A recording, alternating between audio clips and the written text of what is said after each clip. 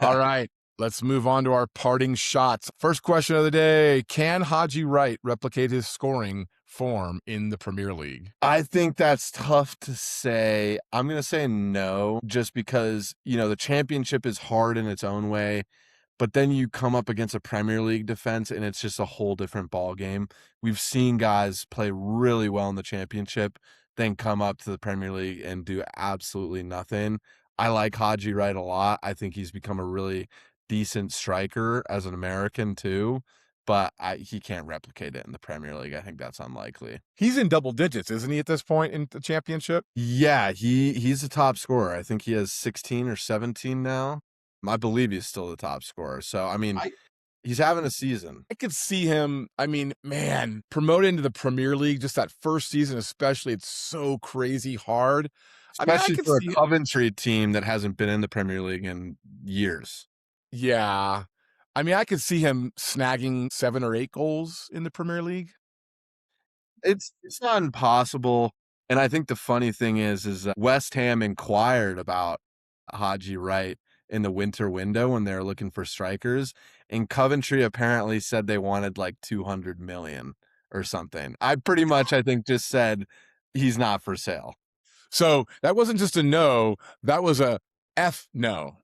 Yeah, it was like, okay, yeah, you can have him if you pay us 200 million, which is absolutely ridiculous. But just to confirm here and fact check, Haji Wright is second behind Zan Vipotnik of Swansea. He's on 17 and Haji Wright's on 16. Well, So I love having him up there. Yes, I love my boy Haji Wright. I'm assuming he would be on the U.S. men's national team this summer and will get some playing time. But yeah, he is not worth anywhere close to 200 million yeah, pounds, dollars, whatever. So, all right, probably not. But give me a question. this one, a little more serious with things going on right now, but will Iran withdraw from the World Cup? I don't know if they will, but I think they should. I mean, I understand sports are supposed to kind of transcend politics and so on. But I mean, dude, have you seen the images coming from Iran right now with like oil on fire raining down from the sky? The people of Iran are living in a hellscape. And I know I can almost see the video this summer of the team if they do play and showing these horrible images and how the soccer players are giving hope to a war-torn country and all that. I don't know. And besides, I don't know if these players will get out of here free. Are they going to come? Are they going to be jailed for some reason? I mean, the political climate in this world, in Europe, in the US, is as tenuous as I've ever seen it. So I don't know if they will withdraw. I think they should withdraw. Well, Dad, and to your point, I mean, this is on, it's going past politics a little bit, right? I mean, we're talking about full on war currently ensuing. Also, I've seen reports already of some Iranian players, specifically Taremi. He plays for Olympiacos. Reportedly, he told Olympiacos management that he wanted to go home. He felt like it wasn't right for him to be playing a sport while his people were in peril, essentially. Okay. And I don't know how true this was, but I saw reports of it. So you'd imagine he's at least feeling something enough to where it got out to the media that he's concerned. So to your point, yeah, is soccer even close to a priority right now for any of these guys? I can't imagine how it would be, but probably depends on the guy. But I'm Yeah, thinking a majority of them, it's tough to say the least. absolutely. Absolutely. All right. Another question for you. Was Chelsea's Liam Rosenior judged too harshly at the time of his hiring? I think so. He was judged because he was coming from Strasbourg. Let's be honest, a team nowhere near Chelsea's level, even though it's basically their feeder team at this point. Yeah. I think people really doubted him, but the guy has only lost 3 games, and it's all of them have been against Arsenal, who arguably are one of the best teams in the world right now, if not the best team in the world. Otherwise, he has 10 wins and 2 draws in 15 games. I mean, Yeah.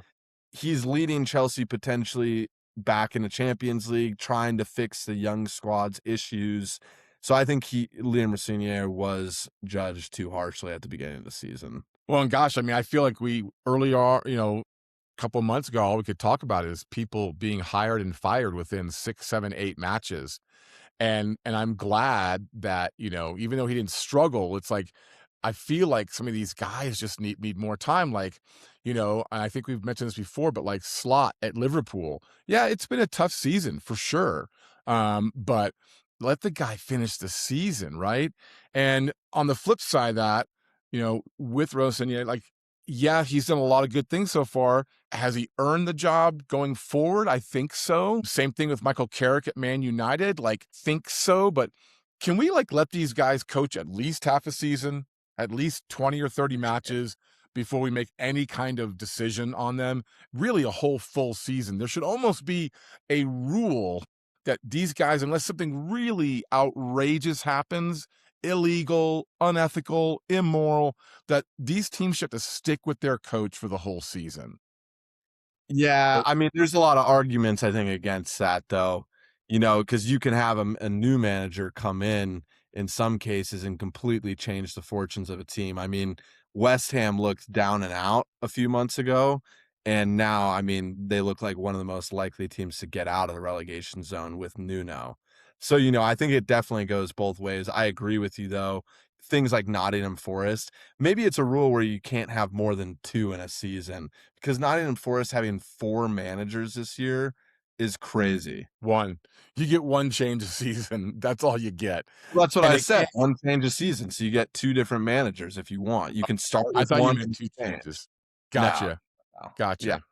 Like, you can essentially, yeah, it's like a transfer window. You can, like, switch it mid-season or something if you want, right? And how about that? How about you can only switch managers during the January transfer window I just to mean, add maybe it more would make it chaos? more interesting. You never know, right? Like, it's like, okay, well, yeah, you're actually out, and we got a new guy coming in. So, um, anyways, we'll see what happens with the rest of Chelsea's season, but I think Liam was definitely too harshly judged. All right, next question for me.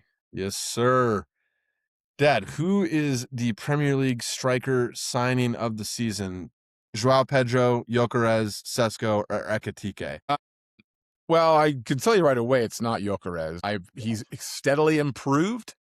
He's doing a lot, but we did a little analysis prior to the podcast today, and it seems pretty clear that it's João Pedro. The guy is a scoring machine. He's also assisting. He is got to be one of the main, if not the main reason that Chelsea's making a run at a European slot for next year. And I think he and Gyökeres have played similar amount of minutes. So that straight up comparison pretty clearly favors João Pedro. Gyökeres is the best pure scorer, I guess, if you look at it that way. But that's only because he doesn't have a lot of assists. And I think the other two, Šeško and Ekitike, are pretty far off the pace of the other two. But definitely younger. Probably some potential there for sure for both of those guys. All right. Will Alexander Isak leave Liverpool if they miss Champions League?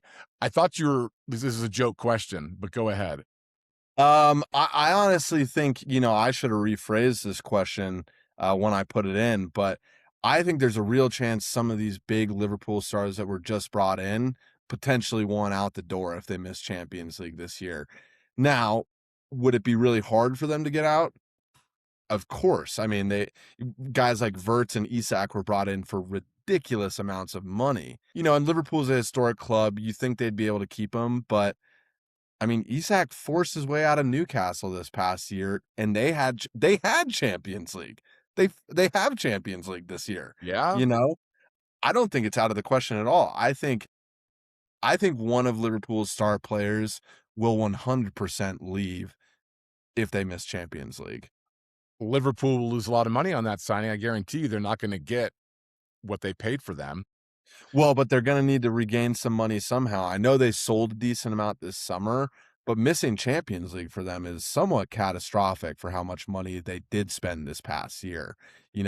I think, I can't speak for their finances directly, but I'm sure they have to kind of watch themselves in terms of PSR going forward. Absolutely. And honestly, if Isak tries to force his way out after one season at Liverpool, and not a very good season, if you ask me, obviously there's been some injury and so on, I mean, like, who the hell's gonna want that guy with that kind of attitude? Like, no thanks, not like interested in that at all. I mean, I'll say, Dad, real quickly. I think if there was one guy to leave, potentially Florian Wirtz back to Germany, to Bayern Munich. That's the one that I think is most realistic. We'll see, though, if that actually comes to fruition. All right, ask me the last question of the day. Yes, sir. Dad, which underdog will win their first Champions League tie this week in the round of 16? Well, I was gonna go with Sporting over Bodo Glimt, just because I think that train is coming to an end. That train ride's coming to an end. But I think I'm gonna go just in line with our discussion of João Pedro. I think I'm gonna go with Chelsea over PSG in Paris, and I'm going to predict that Pedro scores the goal that makes the difference in that game. So that's me going way out on a limb, and I do not like going out on limbs, especially with predictions. But yeah, not that I want Chelsea to win. I just think they will win.